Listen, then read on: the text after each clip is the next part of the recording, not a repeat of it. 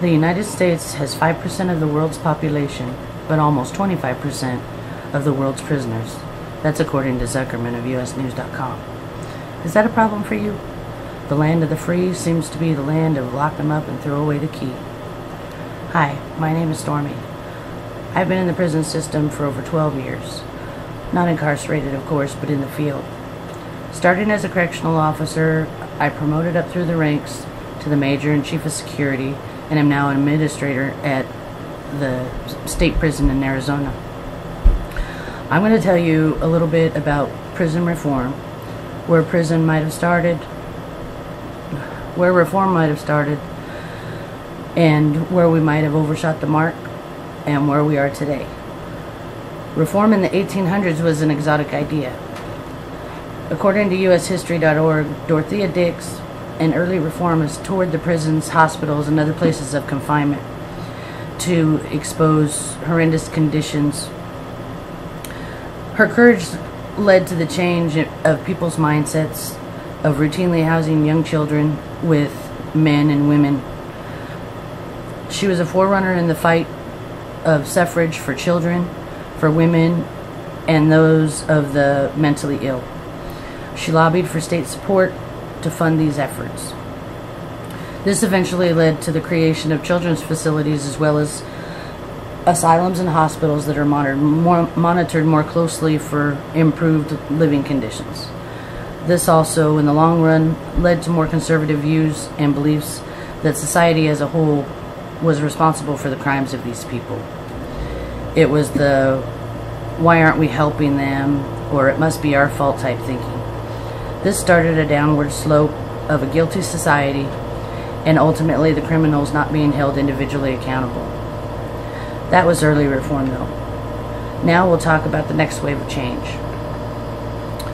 After this period of massive guilt, we as a country moved into the last century, where the 60s and 70s were peace, free love, and drugs flourished. But conservative views would again lead the way to reform. We need to do something because our children were at risk. In comes a new regime of history-making people kicking butt and taking names. Just say no. Anybody remember the ad about drugs and the egg in the frying pan? No offense, but probably not all of you, since this was in the early 80s. America wanted change. They wanted to change the world. But how? According to Eli Lehrer of National Affairs, more agencies were created to fight the crime waves taking over, even though the TV and movies focused more on drugs and the excitement of it all. Longer sentences, tougher judges, and the infamous 3 strikes law implemented in several states led to the reduced recidivism rate temporarily. Lehrer also says that in the late 70s, there were approximately 314,000 Americans locked up. In 2013, that number is closer to 2 million. Now that we've learned a little bit about the last century, let's talk about today. So now it's 2015. Amanda Paulson wrote an article, and she quoted President Obama as saying, "There are a lot of folks who belong in prison, but over the last few decades, we've also locked up more and more nonviolent drug offenders than ever before."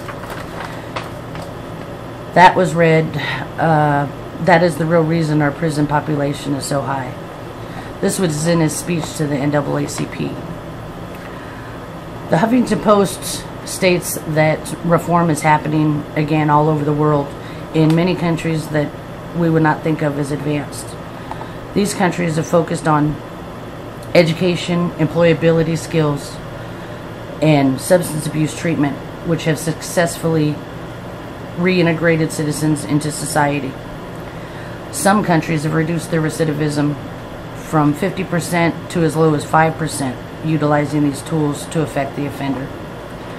Reform has been an ongoing force for quite a while. We've seen our prison system go from brutal, inhumane conditions in the 19th century to almost livable today.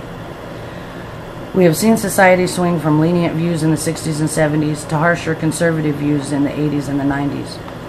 Yet here we are still trying to figure out a solution to the problem. The Center for Prison Reform cites a study from the Bureau of Justice that well more than half released offenders across the country in 2005 reoffended within 3 years.